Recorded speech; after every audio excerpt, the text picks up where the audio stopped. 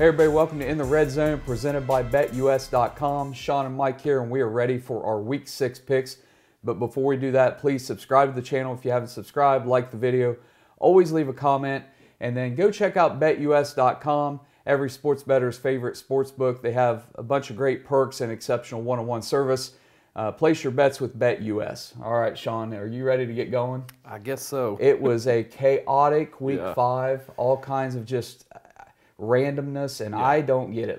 And before we even talk about that, let's just go ahead and take our medicine now and get it over with. Another horrible week for us. Take our licks, yeah. Take our licks. Both 5 and 10, 2 and 7 on combined picks. Tell me how that happens. We had several that were went against each other, and yet we still. And I think this is the second week in a row that's happened. We've had several that were kind of back and forth, but then we split the games that. We're going head to head on, and it's not like we're not trying to compete here, but we're just trying to doing what we can. So just a quick recap: games that we split on: Oklahoma TCU. You had Oklahoma, I had TCU, so I hit on that one.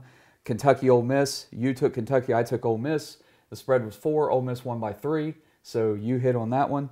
Texas Tech, Kansas State. You had Kansas State. They win by 9. The spread was 8. I had Texas Tech, so that was both those are close. And then 2 other games we split on: Wake Forest, Florida State. I had Wake Forest, you had Florida State. And then Iowa State, Kansas. I took Kansas, you had Iowa State. Last one, West Virginia, Texas. I bombed on that one. You took Texas, I took West Virginia. So we just kind of split, split those.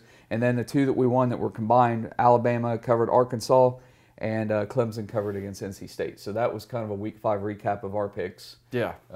It's just, man, it's getting harder and harder and harder. And at the end of the year, I think on our last show, I think I want to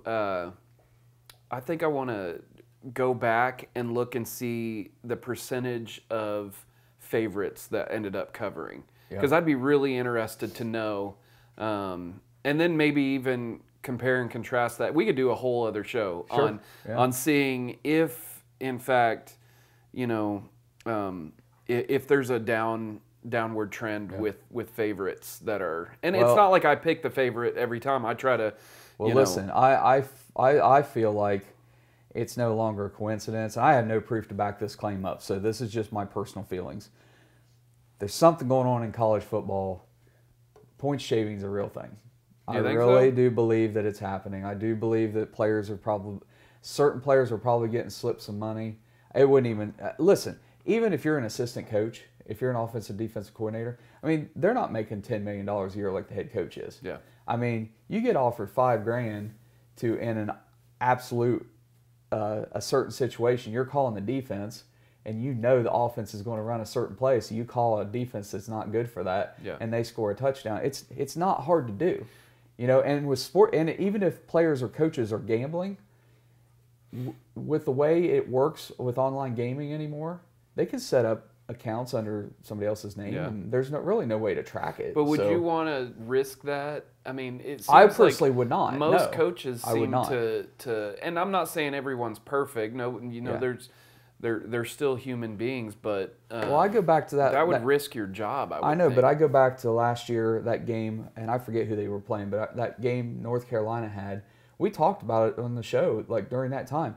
North Carolina was just doing everything they could, really, to lose that game. Yeah. And at the very end, when North Carolina actually won, like all those players, especially the offensive and defensive linemen, they're all just kind of walking around like they just lost a national championship and they won the game. Yeah. I mean, I don't get that. Like I just there are just certain anomalies going on with college football that it's happening so much that it can't be a coincidence. Yeah, this just kind of reminds me. So Arkansas really should have covered against Alabama. They were driving down the field with about 2 minutes left, and pass goes out on 4th down. Pass goes out to Jaden Hazelwood. They need, I think, 4 yards. Or no. They need 5 or 6. He goes out 4 yards and turns towards the sideline. Tell me why he's running a route that isn't out past the first down marker. Yeah. Right. He's like 2 or 3 yards shy of it and makes his cut, and then he's met with a defender right there. Dave Portnoy from Barstool had a tweet about it. Just go look at one of his last tweets today, and he's livid because he took Arkansas to cover, and Alabama ended up. Well, and Alabama not saying covers, that they're throwing the right, but Alabama covers with Bryce Young hurt. Yeah. I mean, when Bryce Young went out, I'm sure a lot of people who had Arkansas was really excited. If you had that a big contingent of coaches doing that, though, I would think you would have a whistleblower. I don't think it's a big contingent, but it only takes 3 or 4 games a week where it's obvious. Yeah. It's just to me it seems obvious, but again, I have no. This is just my personal feeling. This is not. I'm not. This is just my feeling on it.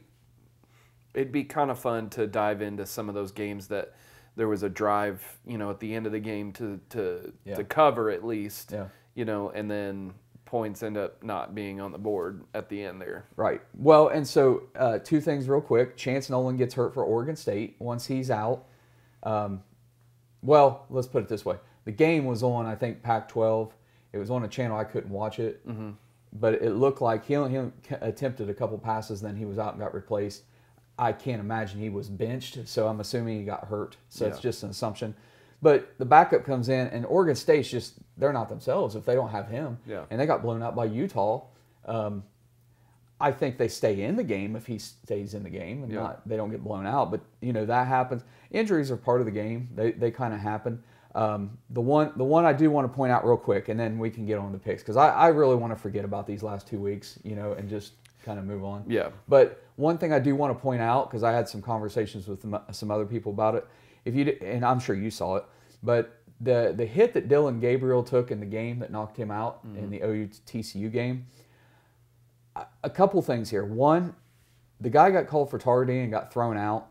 I think the NCAA should ban the quarterback slide, because when a defender is going full tilt, 100% full speed, and they've got their chest and their head out above their feet going at somebody, you can't, when you watch it in real time, forget the slow-mos. I hate slow-mos because they make it look like the guy could have stopped. Yeah.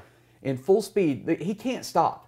He's committed to hitting this guy, and all of a sudden, and when a quarterback slides late, there's nothing a defender can do. There just isn't. In that situation, I did not feel like that defender had anything he could have done to avoid I don't know. that. I felt like he went. It was obvious. I'm watching that and I'm thinking, before I even see defenders, I think he's going to slide.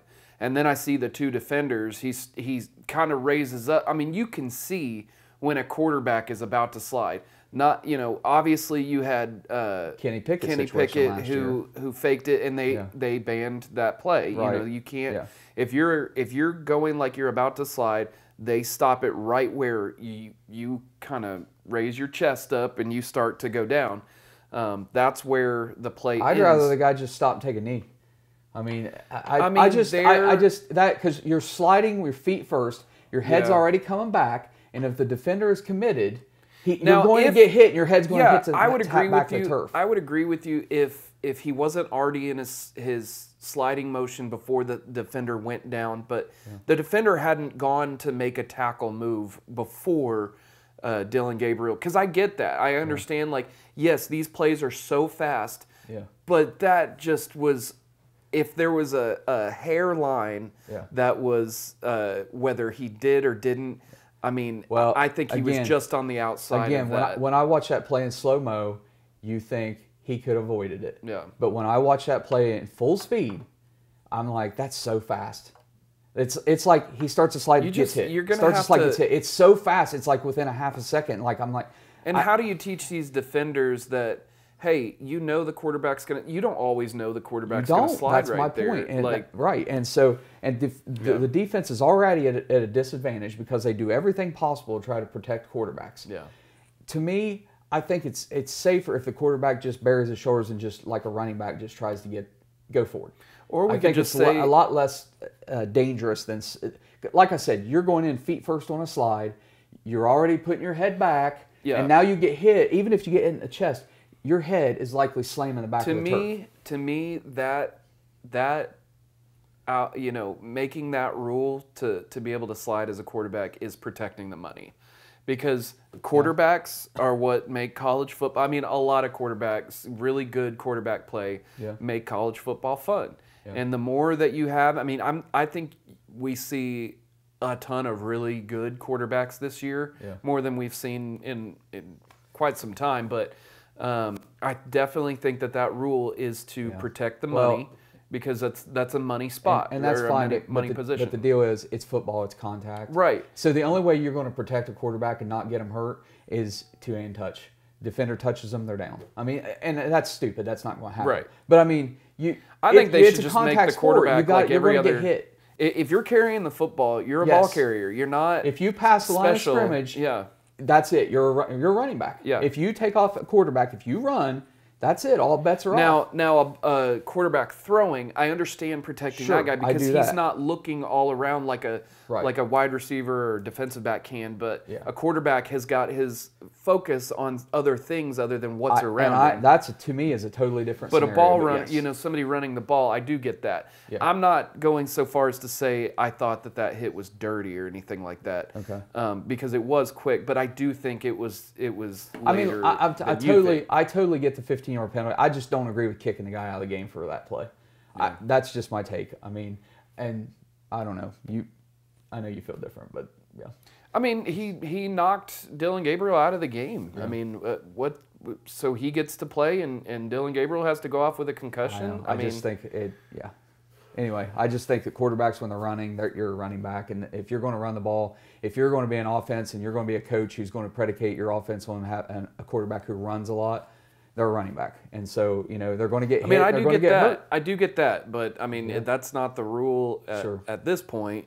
So it just, I don't know. It had all the markers to me of I mean, even the commentators were saying, "Oh, that's targeting right there." Yeah. Like, by the Booger rule, McFarland was the only one I saw that said it was a bang bang play, which it kind of was. But I'm saying, to me, it was on that one side of just a hair too late. Okay. That's just how I look at it. Okay, you ready to get started? Let's do it in order. I think so. Are we picking Oklahoma? Yeah, we're picking Oklahoma. Okay, of course. Because I know you're going to want to talk about that game, so we'll just wait till we get to the pick. Yeah. Okay, 15 games as usual. Week 6 coming up here. We got some good games on the slate. Actually, next couple weeks there's some pretty good games to I pick. I saw something that there were more. I don't remember what year, but there were more ranked matchups this last week in Week 5 than there had been in years. Yeah, I mean, well, a lot of that's just the parity, and you're constantly getting. We've had teams losing and teams jumping in the top 25, so you start getting ranked games that. This is one of those years that just, I mean, it's, the only thing. It's a cycle. Remember that year we had the chaos and it was like number 1, number 2 losing all the. We haven't had that. Yeah. But everything else below like number 4 has been crazy. Right. Yeah. So. Which I do want to, and maybe we can do this before we start to pick, but since it is the midway point of the season. Yep. Would you want to refresh who you think will make the college football playoff? Let's do it next week because Week 7 is actually technically halfway. Okay. Because of conference games, and we had a Week 0. Okay. So next week, let's do that. I was just thinking about that today. Okay. So next week, we're going to talk about who we think is going to be in the playoffs based on after this coming week coming up. Okay. Week 6, here we go. First one, Michigan, 21.5-point favorite at Indiana. Michigan coming off the win. Oh, I'm losing who they beat. Was it Maryland or was that the week before? I think it was Maryland. It was Iowa. Iowa. That's right, Iowa. Michigan scores, I think, 27 on Iowa. Most points Iowa's defense has given up so far. No surprise, Iowa's offense just anemic, can't do anything. Yeah. Michigan ends up covering there. I really think the Maryland-Iowa has been 2 legitimately good tests for Michigan. And they've now proven themselves, hey, they are a legitimate contender because they didn't play anybody at the beginning of the season. Yeah. I mean, most teams don't. But so it's, it's just what it is. It's the schedule. But I think Michigan has declared themselves, hey, we're for real. We're a legitimate playoff contender. We might be able to win a playoff game this year, depending on, if they get there and who they're matched up against. So I'm a believer in Michigan now, as I haven't been until now. 21.5 against Indiana. Indiana just lost to Nebraska. Yeah. So... Nebraska gets a win. Congratulations, Husker fans. I know you're excited about that. Indiana hasn't been the same team since Michael Penix Jr. transferred. And they just, They aren't what they were the last couple of years. To me, I think Michigan goes in there. I think they kind of take care of their business. Yeah. I like them covering 21.5. This actually has come down since it opened. I think it opened at 23.5, and then we locked it in at 21.5. It's likely going to go ahead and keep moving, and it looks like early on people think Indiana can hang close. I don't think so. I like Michigan by 24 or more. So yeah. I got Michigan. I'm taking Michigan as well. They've looked good. I took Iowa this last week, and I took Iowa too, based on their defense, and I was wrong a little bit. Right, got burned on that one. Okay, next one. Tennessee, 3-point favorite at LSU. Tennessee has been playing phenomenal. Tennessee, Hooker, their quarterback, he's now in one of the top 5 as far as the odds go for the Heisman. And deserving. He's been playing tremendously. Yeah. Both these teams, it's just going to be a tremendous matchup. 3 points is not a lot, and you kind of want to favor LSU at home, but LSU struggled against, was it Auburn they played this past week? They didn't win by much. Yeah, 21-17 against Auburn. Yeah. And LSU was a 7.5-point favorite in that one. You know, Auburn, a little bit unsure about Auburn right now. Maybe they're not quite as bad as we thought at the beginning of the year. Time will tell, you know. But in this game, Tennessee, LSU, it's kind of hard. It really is kind of hard for me to pick against LSU at home, just because traditionally they play well at home. Most teams do.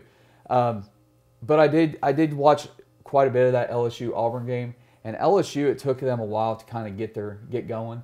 I think Brian Kelly is kind of a little bit in a situation like Brent Venables. You know, it's just to expect them to win right off the bat in first year. Right. It's just tough, and I think that Brian Kelly's in a situation where LSU fans need to be a little bit patient. Maybe year 3, you know, maybe next year you can be solid, but I think year 3 is when you might want to expect to contend for the SEC West.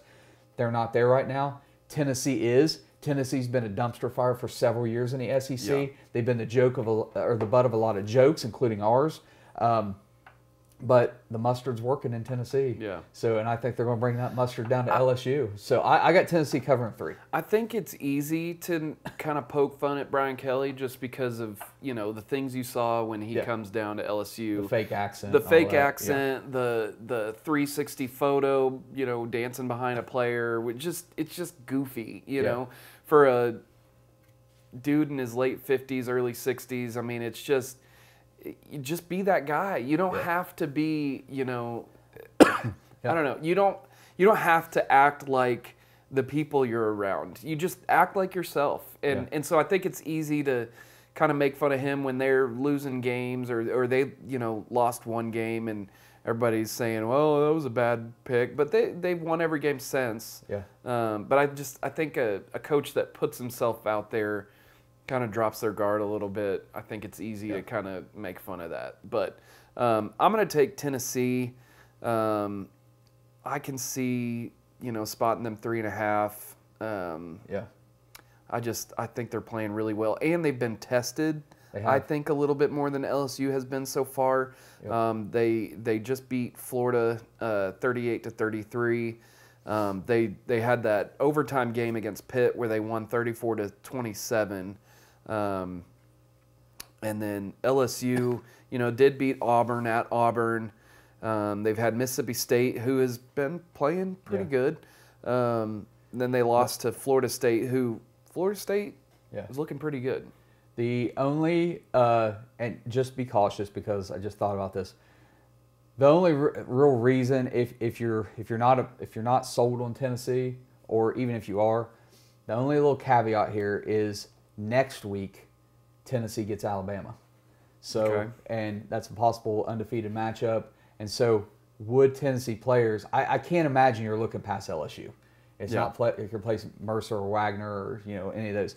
So hopefully Josh Heupel doesn't let his players look ahead. At that following week on the schedule. If Tennessee were to lose this game, I think that would be why. Is players really hyped up and ready for Alabama and not really 100% focused on LSU. I mean, we've definitely seen... we've seen it. We've seen bye week, or we've seen trap games. Yes. We saw Kansas State lose to Tulane and then turn around the next week and beat Oklahoma. Right. And But here's the thing. No knock on Tulane. You're not going to look past LSU to play Alabama. I mean, you might spend a little bit of time on it that week, but LSU is formidable as well. So you really don't have a whole lot of time to not prepare and for Brian LSU. Kelly's been in this situation with Notre Dame several times. He knows he's going to stress that to his coaches. He's going to stress it to the players. Like, we can't be looking ahead. It's one game at a time. So, well, I'm talking about LSU. But anyway, Heupel's been in that situation as well. So I'm sorry, I got confused there. But Heupel's going to stress that to his players. Now, you're dealing with 18, 19, 20-year-olds. It's kind of hard to not be thinking about Alabama, especially when you know Bryce Young's hurt. You don't know if he's going to play. So it's going to be hard for that coaching staff to keep them focused, but I think they will. So I like Tennessee. You like Tennessee too? I do. I'm taking Tennessee. I was looking here. LSU is 3-2 against the spread, and Tennessee is 3-1. Okay. So just do with that whatever you want to. I don't know how well that's working out for me. Yeah. I don't think nothing's working out for us the last couple of weeks. Okay. Texas is a 5-point favorite against Oklahoma in the Red River rivalry. Okay. Texas took care of West Virginia last week pretty handily. There's talk, at least, I don't know if I believe it or not, but Quinn Ewers is supposed to be back for this game. He may or may not be. I'm sure he wants to play in the game. Yeah. You know, whether he's ready to come back or not. I think Hudson Card's playing fine, you know, for them. Oklahoma, of course, coming off 2 straight losses to Kansas State and TCU, where they got blown out. Dylan Gabriel's out. He might be back. We don't know at this point. Yeah. Because, you know, it's Sunday evening. We don't know what's going to happen in a week. That's one of the drawbacks when you make picks and you go in and you bet with opening numbers is you don't know. Yeah. So hopefully OU wants to have Dylan Gabriel back. What's the kid's name? Belleville, the backup? Bevel. Yeah. Sorry. Davis Bevel. You know, he got thrust into a situation. He doesn't take the snaps all week. And you never know when the backup gets thrown in like that and they've never played, at least here. Oh, he's played. Well, he's played. Here's my problem. Well, wait, let me finish my finish thought. Your Then thought. I'll let you jump in. I got some stuff to say. I think there's 2 things here. One is the underdog always plays extremely well in this game. It's always a close game, almost always. As rarely is it a blowout. Number 2 is, you know, if he is the starter next week, he has all week to take the snaps with the number ones, to get more familiar with the offense, to get his timing down with the receivers. He has a chance to prepare. Texas doesn't.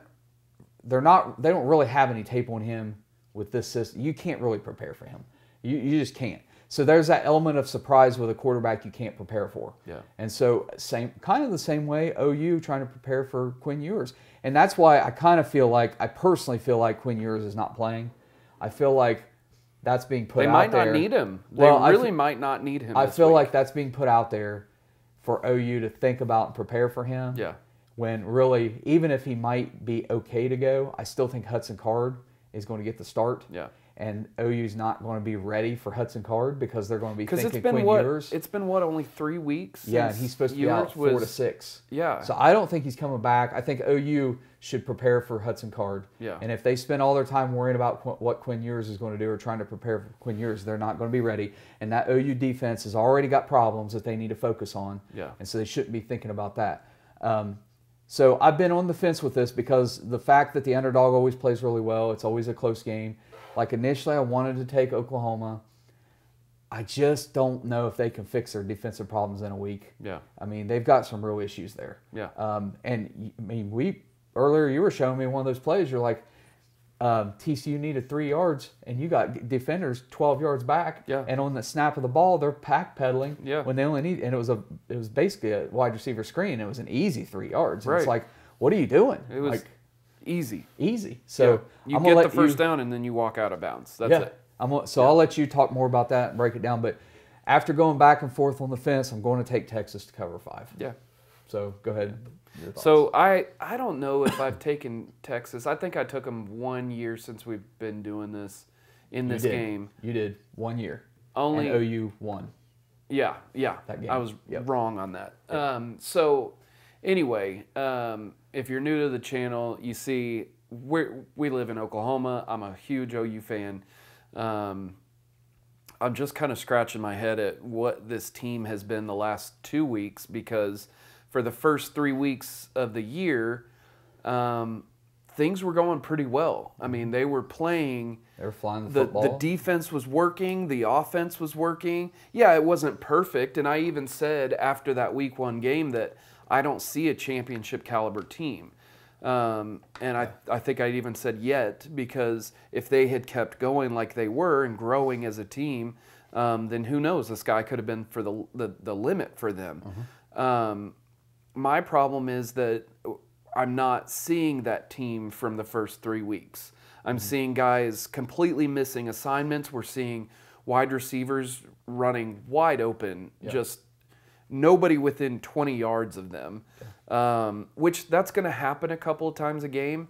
But you also have, and I don't really blame anybody for this, but you have a starting wide receiver, starting running back, a starting quarterback, a starting right guard, a starting safety, and then I think there were 1 or 2 other players, a rotational defensive back get hurt and carted off the field.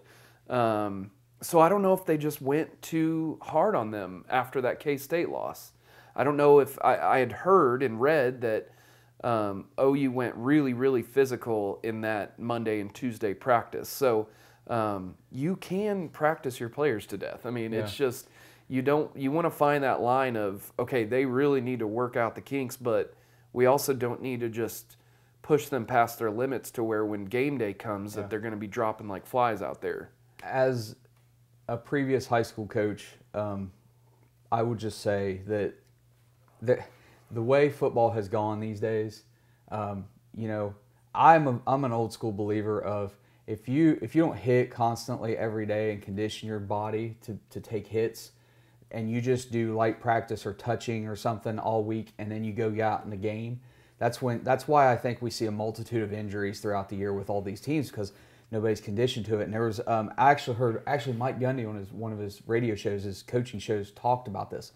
He talked about how if you really look at it, majority of all the injuries that happen on offense because they don't really hit. Yeah. The skill guys don't take hits, they don't tackle. The defensive guys, especially the guys on the defensive line, they rarely get hurt because they hit every single day. Mm-hmm. And so he said, your body has to get conditioned to taking these hits. You have to get used to it. And if you're not in practice taking the hits, you're going to get hurt. Well, you don't just learn how to hit, you learn how to take a hit and absorb the contact. So what I can see happening is places. If they haven't been extremely physical in practice all year, and then after K-State they get physical, a lot of these guys are probably getting hurt. That just doesn't, I don't know, that just doesn't track, because it's Brent Venables who constantly you see team after team of his that are they're the most physical team out there. He came from Kansas State, Bill Schneider, who made his teams as physical as they come. They didn't have the talent like Alabama or Georgia, Clemson, but they were at least physical. You knew you were going to see a physical game when K-State came to town, and that's where Brent Venables comes from. And so it blows my mind. And we saw plays after the fact of defensive backs just coming backpedaling.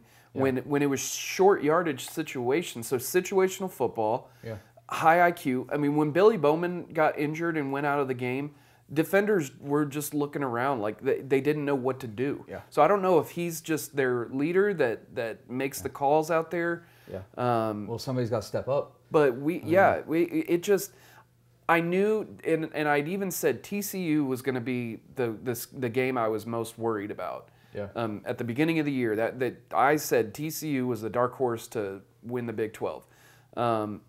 I thought that a loss could happen. I didn't think they would dismantle every single part of OU's game plan. I mean, nothing worked. Well, Duggan was able to run just like Adrian Martinez. He averaged 11 yards a game rushing the football. Yeah. And granted, he came in the first game, I believe.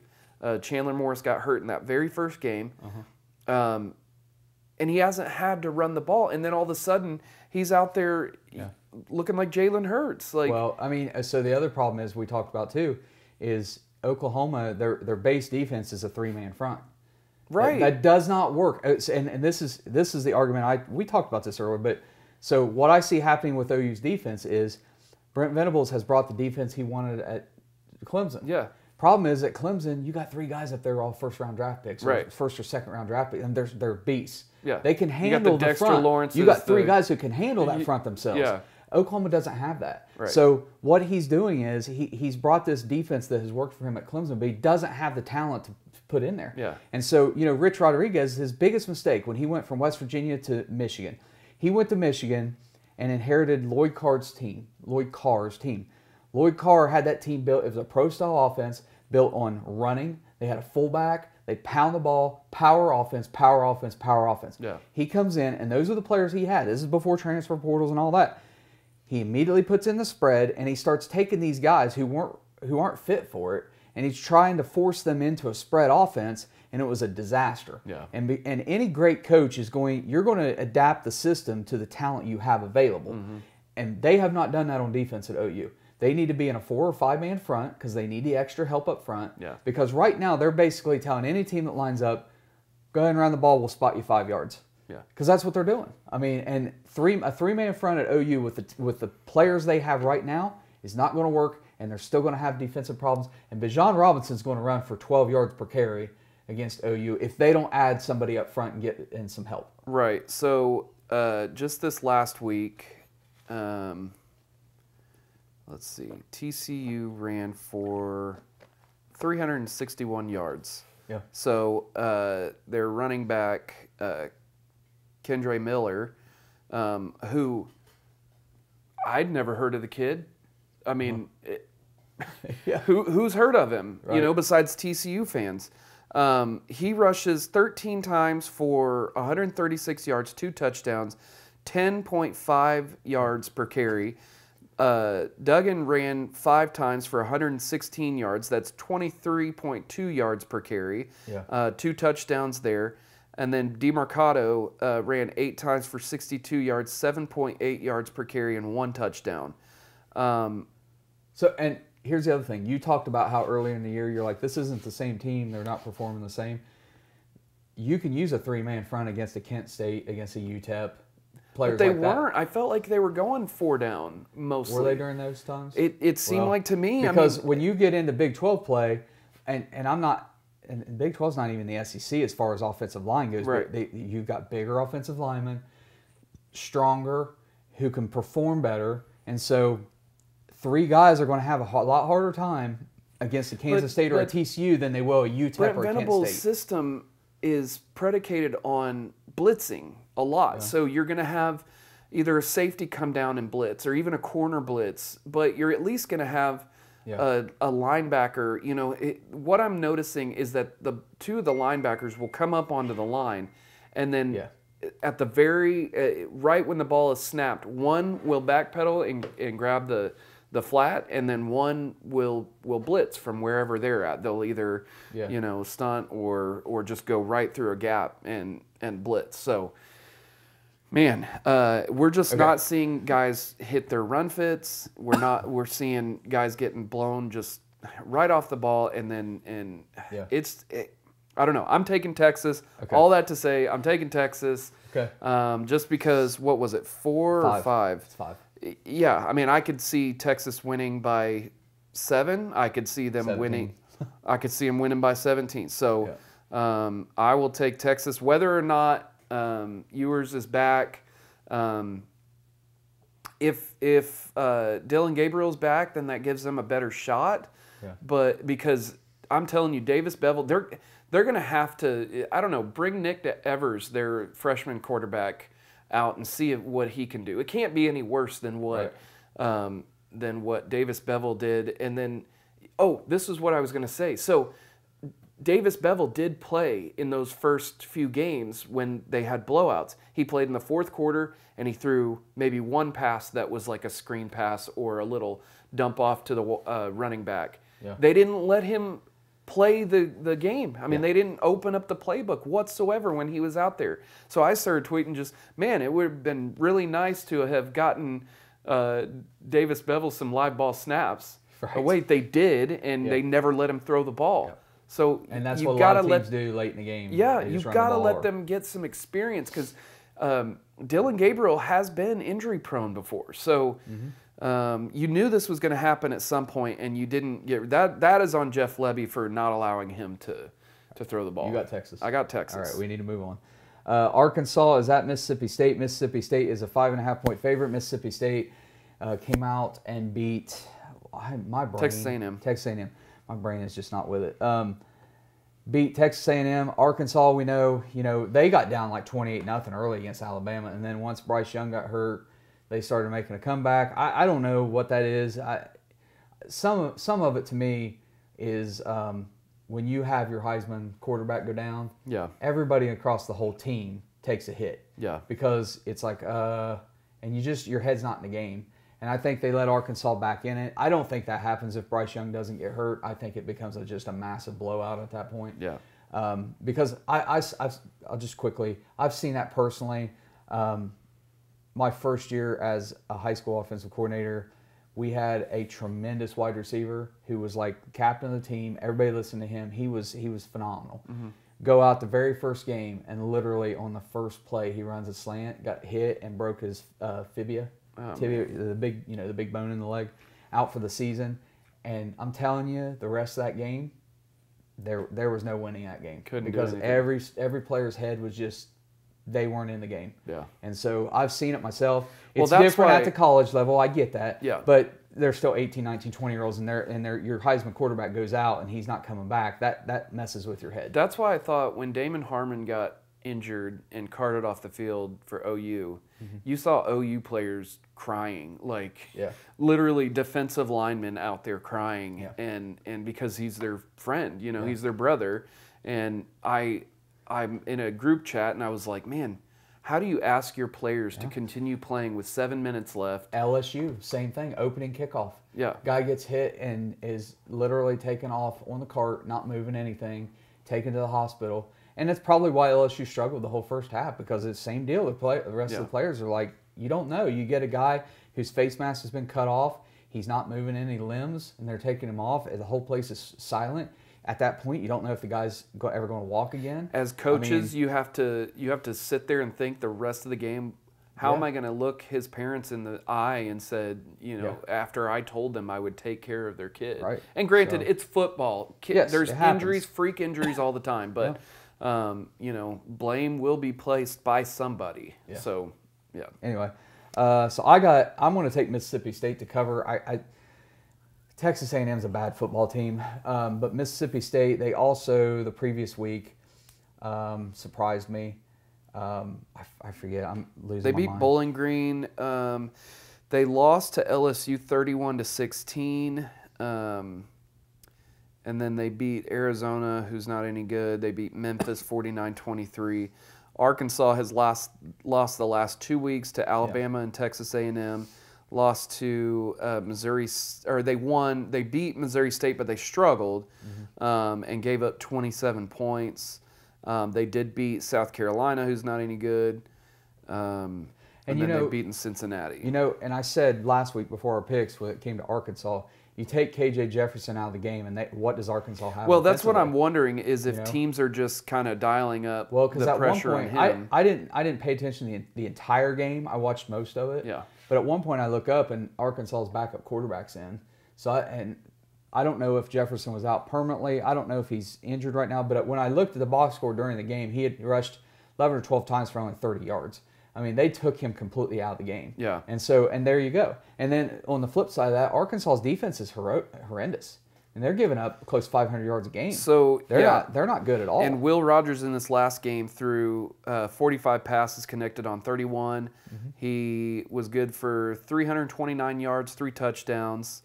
Didn't rush the ball at all. But, I mean, he's just another Mike Leach quarterback who is just able to air it out. And with Arkansas, they are giving up a lot. They are giving up, let's see. I think I saw they're averaging 32 points a game, giving up 30 points a game. Yeah, they're giving up 289.6 yards through the air.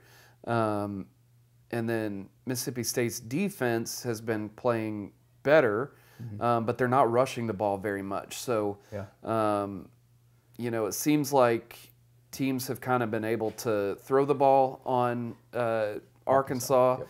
And so for that, I'm going to go with Mississippi State. I think the Mississippi State offense against the Arkansas defense is such a mismatch. That's why I'm making that pick. Okay, next game. TCU is a 5-point favorite at Kansas. Kansas. This is the big Lawrence, Kansas college game day. College game day in Lawrence, Kansas. I'm so excited to watch Me this too. game. 2 undefeateds. Dude, it's so funny because there's so many fans of Big 12 teams that are kind of like have lost a couple of games that are like, we're pulling for Kansas. Everybody's pulling for Kansas. I mean, they're the Cinderella team this year. Yeah. And I watched a lot of that game last week with Kansas. And I'll tell you what, I was impressed. I mean, everybody talks about their quarterback, and he is really good. Yeah. But that whole team, it's not like they have tremendously excessive talent, like really big guys or fast guys. Yeah. What they do have is they got a lot of heart, and they have a team that plays as a team. They have better chemistry than any team I've watched this year. Yeah. They are just lockstep with each other. They know each other's moves. I know the final score is only 14-11, against Iowa State, but I'm sold on Kansas. It's a home game for Kansas. I've been on the fence with this one because TCU looked really good against OU, but it's like you always told me last week, transitive properties, don't go on that, and I did. And so I'm not going to go on that.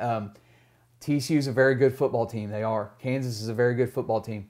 I just think that game day being there, a home game, they're selling out at home. Yeah. It is unlike anything. Kansas has been every home game they're winning. They're storming the field. They're getting fines. Yeah. And you got students all tweeting out like, we need a fine budget because we're doing it every home game we win. Yeah. That's great. It is. It's great. It's great to see that. It's awesome to see a team like Kansas win and their fans storm the field. I don't think they should fine for that, but whatever. That's whatever they want to do. But because Kansas is the underdog, I am taking Kansas in the points. I think I'm doing this more as a nostalgic. I want Kansas to win. Yeah. I'm not putting money on this game. Well, it's 5 points. I mean, who knows? Like TCU is a really good team. I mean, their offensive line played better than I thought they were, and I thought their offensive line was going to be maybe defensive line for Oklahoma just isn't that good. I mean, well, Kansas's defense, it was impressive to me. I mean, so I'm just looking at some team stats because I want to see. They've given up 1 interception through the year, and they've given up 3 fumbles. So they're +3 on the turnover ratio. They play very good disciplined football. Yeah. And you'll hear me talk about that. Teams like crazy. You'll hear me say they're not disciplined. They're not disciplined. Kansas is disciplined. Yeah. So they've gotten 4 interceptions so far this year. 16 rushing touchdowns so far, and they don't take a lot of sacks. They've taken 2 sacks throughout this year. Right. One interception, 11 passing touchdowns. I mean, they're just anywhere all along the stat sheet. It does not look like they're converting 60% of their third downs, 60% of their fourth downs. Man, they're just, I don't know, they're just playing really, really good football. They are. Yeah, and I would love to see Kansas win the Big 12 this year. That would be crazy. One of the last years, could you imagine that? One of the last years of the Big 12 as it is, with 2 power programs or historic power programs, and Kansas comes to win. Let's not knock Kansas State. They're both of them are up there. Yeah. But the winner of this game stays in first place, so it is a matchup for the Big 12. So just to make things interesting, you're going to take TCU. Well, no, I'm thinking Kansas here because I'm thinking like a 3-point game or something. I mean, it's just going to be what time? It's at 11 a.m. Man, why? I know this would be a great primetime game. This stuff has worked out weeks in advance, so it's not like you could know that. Who would have ever thought both TCU, teams, Kansas, undefeated. both teams were going to be undefeated and ranked. Right. Who you like? You think Kansas? I initially have Kansas down that I want to take. I'm gonna stick with Kansas. Okay. I think we picked all the same so far, haven't we? I think we have. Did you take LSU? No, I took Tennessee. Did you take Arkansas? I took, no, Mississippi State. I think we're all the same so far. All right. Yep, let's move on to the next one. Okay. Auburn is at Georgia. Georgia is a 28-point favorite. Georgia has struggled the last 2 weeks. They struggled with Kent State. Kent State's a good football team. They struggled with Missouri. Missouri's not a good football team. Yeah. Not even close. The fact, I don't know Their what's kicker, going on with this. Harrison Mevis, dude has tree trunks for legs. Yeah. The guy is like, but he looks like he's maybe 5'10", but he just has such a solid base. Yeah. I tweeted out that the dude is an absolute unit. I mean, he just is. Yeah. I mean, that dude. Yeah. And he was hitting some bombs against Georgia. I thought they were going to win it on his leg alone. You know, it's amazing. We went so long, Georgia just not even giving up a touchdown. And now all of a sudden, the last couple of weeks, it's like, what's going on? What's going on with Georgia? Well, they're averaging giving up 22 points the last 2 weeks. Yeah, so Auburn, to me, is not as bad as the beginning of the season we thought they were going to be. They're still not a good football team. Yeah. But they're not horrendous. They're not a dumpster fire. They've shown me in the last couple games that they can play. I mean, they did beat Missouri, and it was close. Overtime. And then they last week they lost to LSU. Yeah. 21-17. Yeah, 21-17. And they were out early in that one. Again, the LSU player getting hurt might have had something to do with that, the mentality of LSU. But with the way Georgia's playing, and I know it's a home game for Georgia, but the way they're playing and the way Auburn is kind of getting itself together, Georgia's going to win the football game. Yeah. The 28 points to me is too much, given what Georgia's been doing. I can't take Georgia in this. I have to take Auburn in the points. At some point, you got to think a team like Georgia is going to figure it out and figure out what's going wrong. You know, if it's any one player, if it's any one position, they're going to work out those kinks. You know, Georgia has now, you know, they're not trending upward. They're up there. They're you know they fell from number 1, number 2 in the AP. Right, That's but not a they're big still deal, but, they're still where they were. You know, 2018, 19. I mean, they're still a really, really good football team. So I'm going to take Georgia. I don't know. I think they get things turned around this week. You know, what did Stetson Bennett do this last week? He was 55%, threw 43 passes, 24 connected on, 312 yards, no touchdowns. So, I mean... So here's the thing with him, and I'm not saying this is the case, but typically you come out and you have a quarterback who just comes out of nowhere like he did last year, and it's really hard during the season to prepare for somebody like that because you can watch tape, but it's not like playing them in person. Yeah.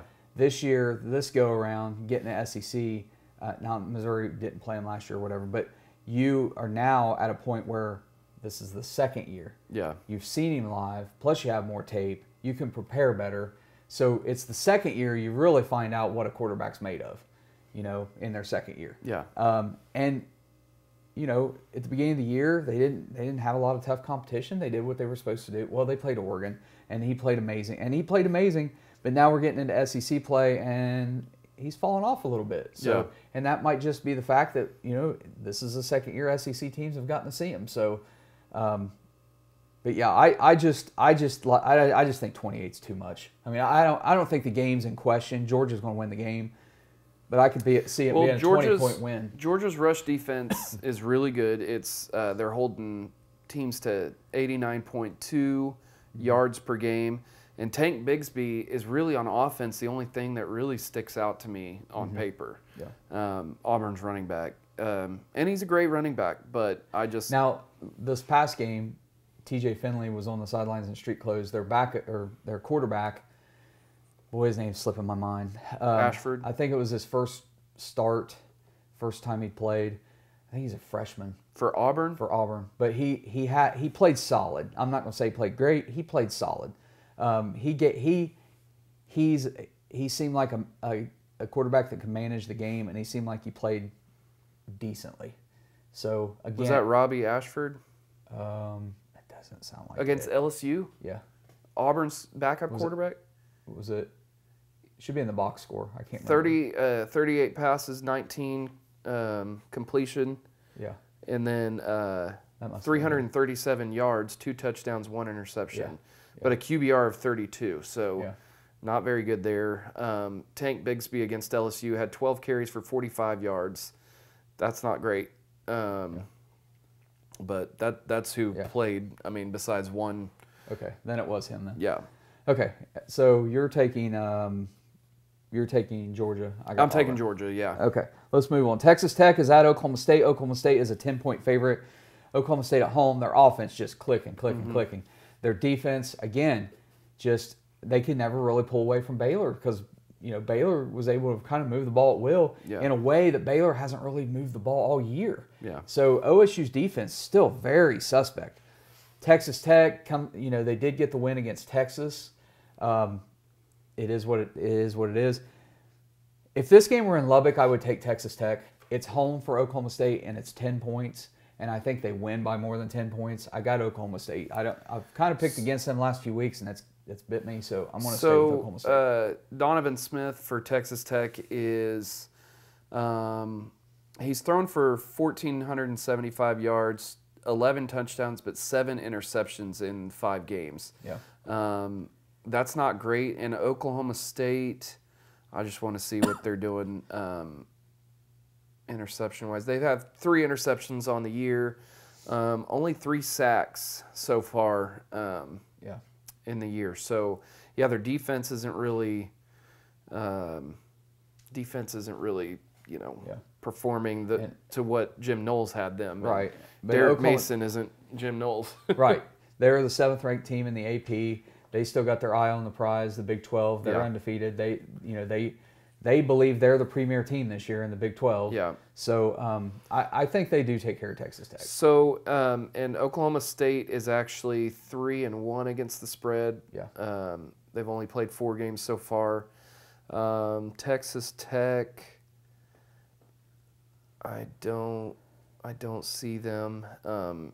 Meaning that they're a little bit further down on the list. I've got it filtered to where it's the most up at the top. But anyway, I'm going to take Oklahoma State. Okay. Next one, Utah, 3.5-point favorite against UCLA. UCLA coming off the big win at home against Washington. Yeah. Who saw that one coming? I mean, I certainly didn't. I thought Washington with Penix Jr., their offense has been just lights out. Yeah. And so great win for Chip Kelly, that signature win he really needed. They're kind of they're in the driver's seat, for the Pac-12 as well. That's going to be, if they keep winning, it's going to be a real interesting game when USC and UCLA meet later in the year. As far as this one goes, Utah blew out Oregon State. Again, Chance Nolan got hurt for Oregon State. When you lose him, you lose a lot. You're leader of the team. And so Oregon State just couldn't keep up after that happened. Cam Rising had a great game. Utah's really on it. But Utah's going on the road to UCLA as a favorite. And I just kind of, I've got UCLA now. This is a tough one. I know it is. And I had marked UCLA. But boy, I really think Utah comes out and wins, but I don't know if they win by more than 3.5. This could be a very tight game, which is probably why they've got the spread at 3.5. You know what? I don't want to change my pick. I'll stick with UCLA. I'm going to stay with UCLA. It is kind of almost like a pick 'em almost. Yeah. So Utah is overall they're 4-1 against the spread. Yeah. UCLA is 3-2. So a little bit better on Utah's behalf. 5 games in, covering on 80% is pretty good. Dorian Thompson-Robinson's been playing great. It's his 5th year. Yeah, he's actually got 1,211 yards so far through the air, 11 touchdowns and 1 interception. Cam Rising is 1,153 yards through the air, 13 touchdowns, 2 interceptions. Yeah, so very comparable. Yeah, play. So when it comes to rushing the ball, Zach Charbonnet has 65 carries for 417 yards, 5 touchdowns. Jake Bobo from UCLA is the leading receiver between both teams, 21 receptions for 363 yards and 3 touchdowns. So skill position, you probably give it to UCLA. When you look at their overall points per game, Utah's scoring 42.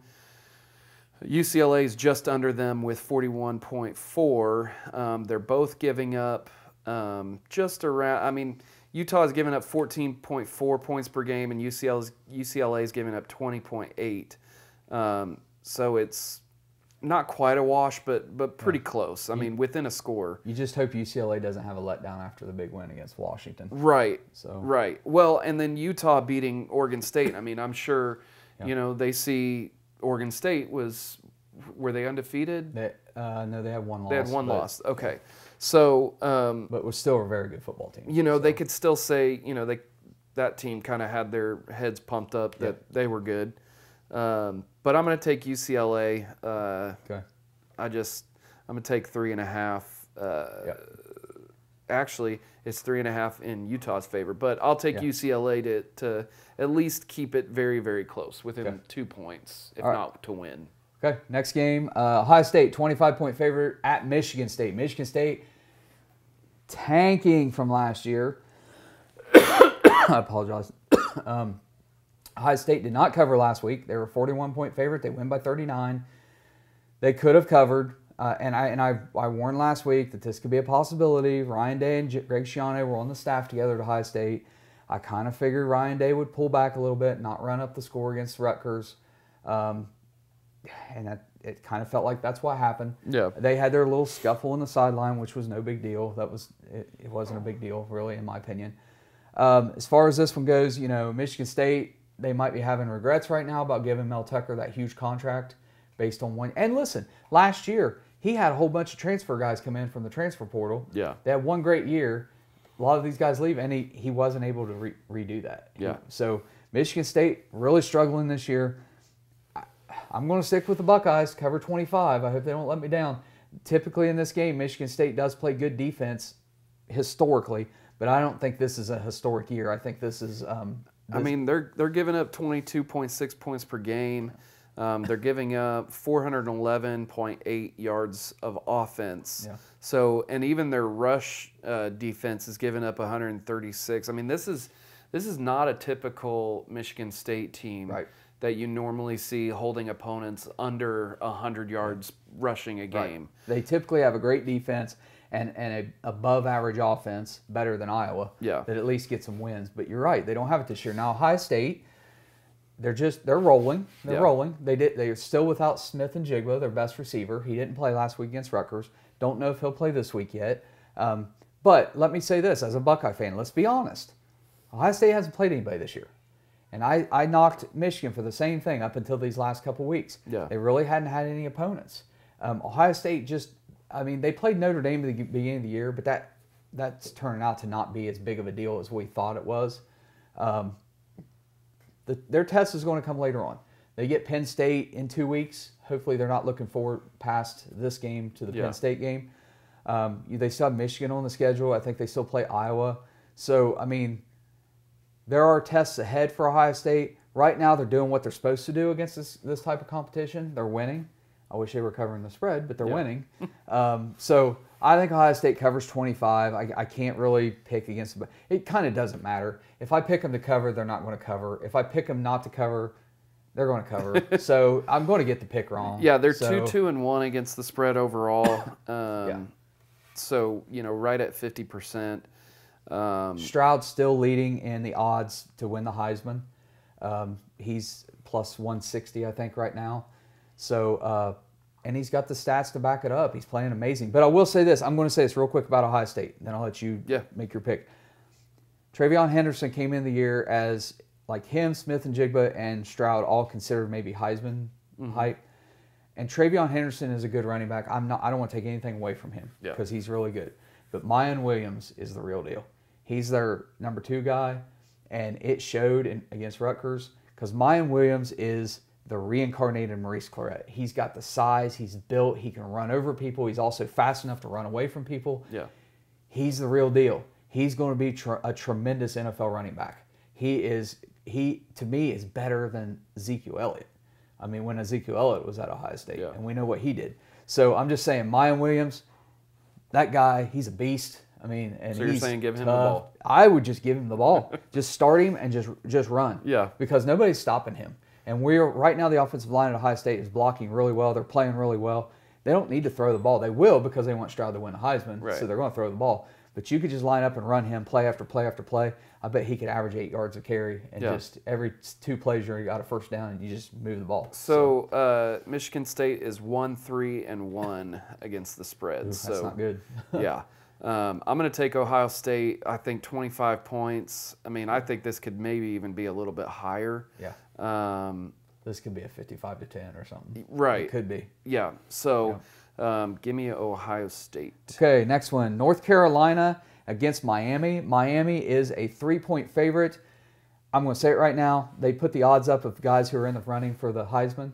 I said Stroud, Caleb Williams, a few others in there. You know who's not in there who ought to be? Drake May. Drake May. Drake May. The way that kid is playing this year, I mean, because the Heisman every year is usually about stats. Yeah. Who's touching him? I mean, this kid is on fire. Yeah, he's 6th in the country in yards, total yards through the air. 19 touchdowns so far. Yeah. And that's tied for first with 1 interception. He's got a QBR of 90.6, and that's good for 4th in the country. Right. And so here's the bottom line in this game. Simple facts. North Carolina's going to score a ton of points because Miami's defense isn't that good. Yeah. North Carolina's defense is probably one of the worst in the country, and Miami's going to score 20, 30 points. They're just going to do it. Yeah. But there's no way Miami's offense is going to keep up with North Carolina's offense. It's not going to happen. Drake May, to me, you are the Heisman frontrunner in my opinion, not C.J. Stroud. I love C.J. Stroud, and I'm a Buckeye, but Drake May right now, Heisman would go to you if it was my choice. So I have North Carolina beating Miami outright. This is my Bet US lock of the week. One of my 2 locks. Go place your bets with Bet US. He's also North Carolina takes the win. So Drake May has also rushed the ball 52 times for 255 yards, 3 touchdowns so far. Yeah. With a long of 42. So adding rushing to that. Exactly. I mean, we saw touchdowns, with Kyler Murray, just a few years ago. And Baker. And he eclipsed 1,000 yards and passed for 3,800, I think. Yeah. And I mean that when you add rushing to just phenomenal throwing, I mean that does huge things for your Heisman voting and stuff. So, but he's not getting any love. Like nobody's talking about him right now. Yeah. He should be though. Yeah. So. I'm taking North Carolina in this as well. The last few games for Miami, they lost to Middle Tennessee State. They lost to Texas A&M. But it just seems like they kind of dropped off. I mean, yeah, Duke is not a good team. No, they're better than. Actually, that was last year. Sorry. They've only had 4 games so far, but they played. They played Bethune, then they played Southern Miss, and then Texas A&M. So they're out of conference just 30-7, 70-13. That's not playing anybody. Right. And then they lose to Texas A&M, their first real test. And Texas A&M's not very good. Yeah. So. And so they got the bye week this week to kind of work on it, and maybe that's why the points are kind of swung in their favor a little bit. Yeah. But I will take North Carolina. Okay. Next one, Washington State against USC. USC home, they're a 10.5-point favorite. USC last couple weeks not blowing people out like they expected. Yeah. But they're getting the wins, and they didn't cover against Oregon State, but they did get the win. I don't know Washington State. I don't know how they are winning because when you look at the stats, I don't know how they're getting it done. I don't have a lot to break down about this one. I mean, we know what USC has with the skill players, Jordan Addison, Caleb Williams, so on and so forth. I got USC covering 10.5. I don't think this is much of a contest for them. So Washington State, their rush defense looks to be holding teams. They've only given up 96. They're giving up. I mean, their rush defense on paper looks kind of like what you expect Michigan State to look like. Yeah. 96.2 yards per game that they're giving up, but they're only rushing for 91.8. So I don't know. In order to beat, I mean, Alex Grinch normally is pretty good against one-dimensional offenses. At least he was against, when he was at OU. So if his schemes are the same, and by all accounts they look to be, I think that USC has no problem covering in this. You got USC? Yeah. 4 games left to go. We're going to take a quick break. We'll be right back.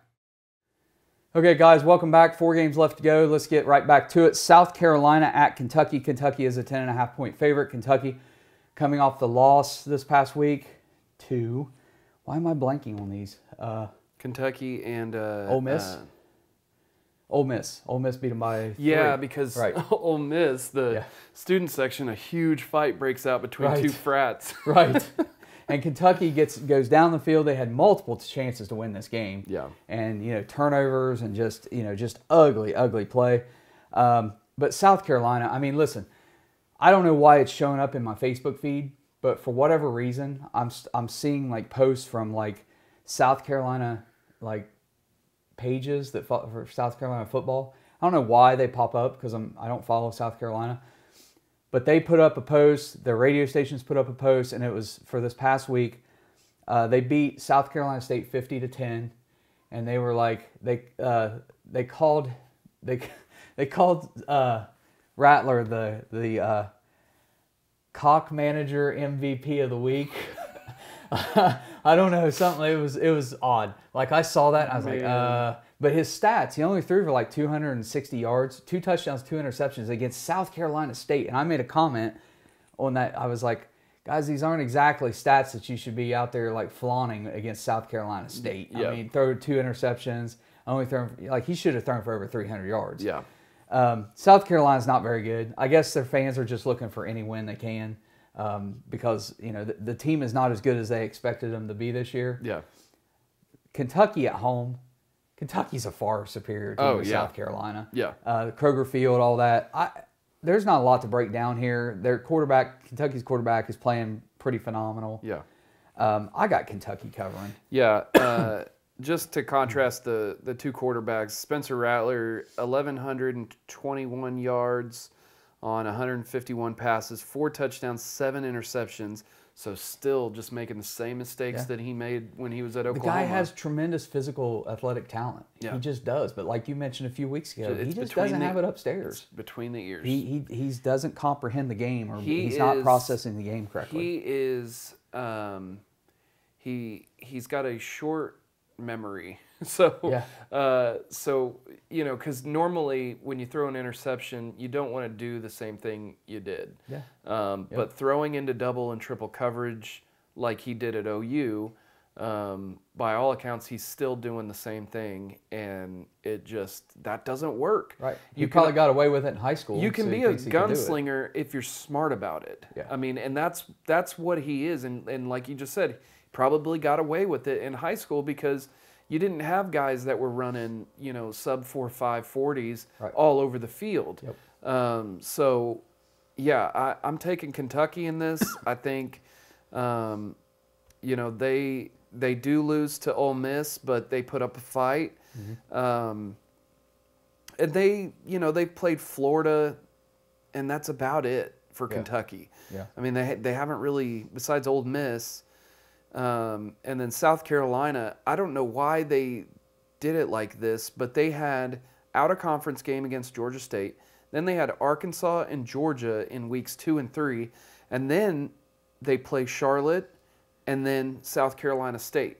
So tell me how that makes sense. You're supposed to be in conference play. Yeah. I do not understand the scheduling of those games. And if I were these smaller schools that are playing these, you want to get your money, but I would tell them, hey, the first 3 weeks, we're going into conference play. Yeah. When, we're not just going to be used for you guys to get a boost halfway through the season. Right. Like, we got conference play just like you guys do. We're trying to win football games over here just like you guys are. Yeah. So I don't know. I wouldn't, if I was the AD at one of these smaller schools, I'd go call somebody else that's willing to play. Yeah. In the It's first 3 kind of hard weeks. for those small schools to turn down $1 million to go. But you're gonna get it from somebody. I mean, that's True. That's true. That is true. To another school, that's an easy win. True. But anyway, I'm taking Kentucky. Okay, Yeah. next game. BYU is at Notre Dame. The Holy Crusade War Bowl, whatever you want to call this one. Notre Dame 2.5-point favorite. Initially, just not sold on Notre Dame. Initially, I was going to take BYU just because, BYU always plays really well. But when I started kind of looking at BYU stats and kind of what they've been doing this year, it's just not the BYU of old. Yeah. They've been managed to continue to win, but they're just not that dominant BYU team we've seen in years past. Yeah. Notre Dame is coming off, I think, a bye week because they didn't play this past week. Or if they did, I missed it, but I thought they were on a bye week. I think for Notre Dame, it's a home game on NBC. I think it's a 6:30 kickoff. So it's going to be in prime time. And I just feel like 2.5, the home team, you got to take the home team in this. And I think Notre Dame regroups, and I think they come out and they get a pretty good, decent win out of this. Yeah. You got, BYU is out in Utah. It's predominantly Mormon. Then you got Notre Dame. It's the Catholics. Yeah. So you have Catholics and Mormons taking on each other, kind of deal. So, but I like Notre Dame. I'll take Notre Dame cover 2.5. Yeah. Man, this is kind of a tough one to assess. Because Notre Dame has won their last two. Mm-hmm. They start off the year losing to Ohio State 21-10. Then they lose to Marshall 26-21. Marshall's no slouch. And then they kind of turn things around against Cal, who at the time was 2-1. And then they beat North Carolina, who doesn't have a bit of defense. And, Drew Pine threw 34 passes, connected on 24 for 289 yards, 3 touchdowns, no interceptions. So, looking like he's kind of putting some good play together. Yeah.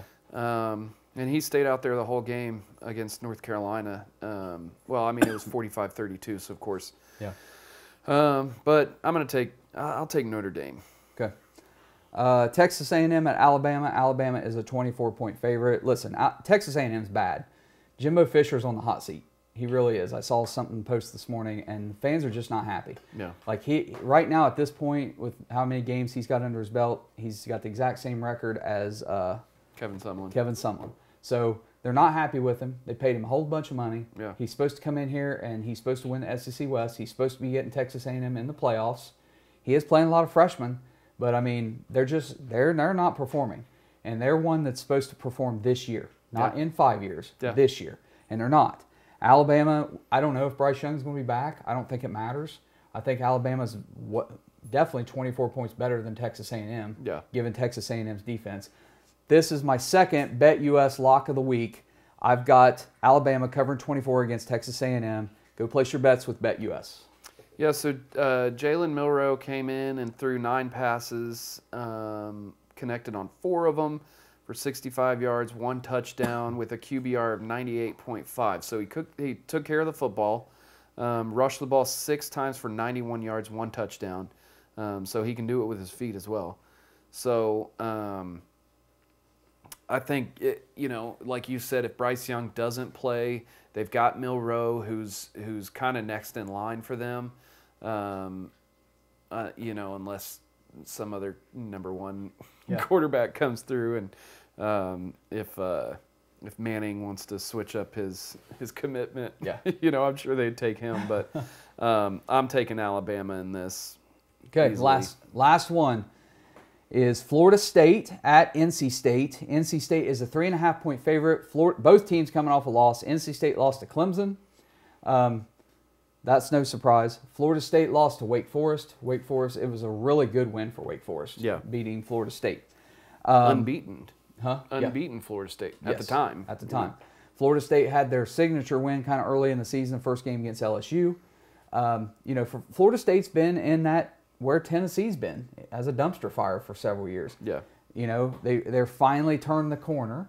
They should take another big step next year. In this game, I have said just after watching NC State against ECU and everything, NC State to me is overvalued in the FPI. They're not as good as people in the media wants to say they are. They're still a good football team, but as a team that they said was the best team in program history and all that, I don't buy it. And so in this case, For NC State? So in this case, because they're a 3.5-point favorite, I really think Florida State should be about a 2-point favorite here. So I'm taking Florida State in the points in this one. I think Florida State goes in and gets the win. Yeah, this is in Raleigh, North Carolina. It's a home game for NC State. Yeah.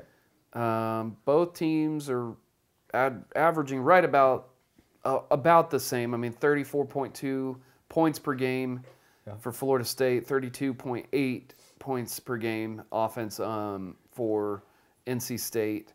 NC State, you kind of give defense a little bit more love. They're only giving up 15.4 points per game, where FSU is giving up 21.2.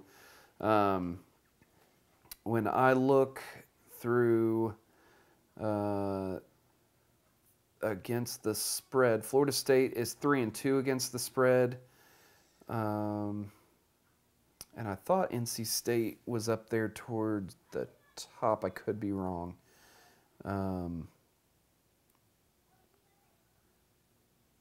If they're below, I mean that's really all that matters. If they're below Florida State. So, but anyway, man, this is a tough one. Because I kind of look at both teams kind of similar. Yeah. But as far as covering and to take a pick, I'll just go with the home team. I'll go with NC State. Yeah. Okay. You know, we've only picked 2 games separate, so most of our picks are the same this week. So we'll see how we do. So, okay, guys, that's it for our picks for Week 6. Always subscribe to the channel if you haven't subscribed. Like the video, leave a comment, and then go check out betus.com, every sports bettor's favorite sports book. Plenty of perks, exceptional one-on-one service. Go place your bets, BetUS. And next week we will have a revamped, not say like. We'll take a new look at the college football playoff. Not predictions. I'm not saying, because before at the beginning of the year, I will stand by if we made those predictions on who we thought. You can't change it halfway through because you don't like it. But we will reassess and see, do kind of a mid-season reassessing of the college football playoffs and see how we do from there. Let's do it. Okay. Again, subscribe if you haven't subscribed. Like the video. Leave a comment. I love to read your comments, and check us out on social media. We'll see you next week for Week 7 picks. Have a great week and good luck.